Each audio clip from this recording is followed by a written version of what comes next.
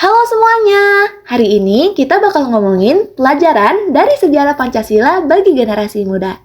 Karena Pancasila itu bukan cuma dasar negara, tapi juga cermin perjalanan panjang bangsa Indonesia dari masa ke masa. Kita mulai dari masa awal kemerdekaan. Di tahun 1945, Pancasila lahir dari semangat persatuan para pendiri bangsa. Nilai gotong royong dan kebersamaan tercermin nih saat para tokoh dengan latar belakang yang berbeda akhirnya menyepakati 5 sila sebagai dasar negara. Dari sini kita bisa belajar arti toleransi dan persatuan dalam keberagaman. Lanjut ke masa Republik Indonesia Serikat atau RIS tahun 1949. Bangsa kita sempat terpecah menjadi negara bagian nih, tapi rakyat nolak perpecahan itu dan balik lagi ke NKRI di tahun 1950. Nilai persatuan Indonesia di sini kerasa banget loh, bahwa kita itu kuat kalau bersatu.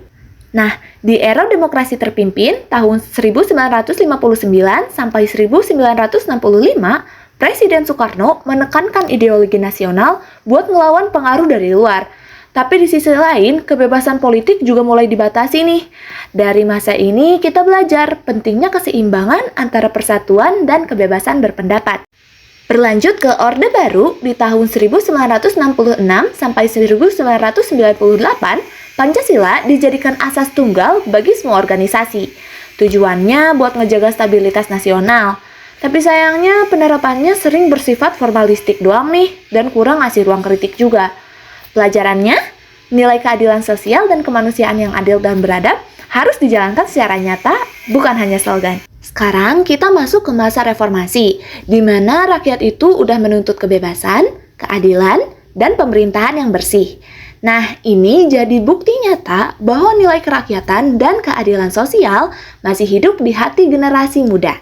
Dan sampai pada hari ini, kita sebagai generasi muda punya tanggung jawab buat meneruskan semangat tersebut. Di era digital dan globalisasi, Pancasila itu tetap relevan loh. Dia jadi kompas moral supaya kita nggak mudah terpecah, tetap toleran, adil, dan peduli sesama. Dari sejarah Pancasila ini, kita belajar satu hal, bahwa bangsa ini berdiri karena nilai-nilai luhur yang menyatukan, bukan yang memecah.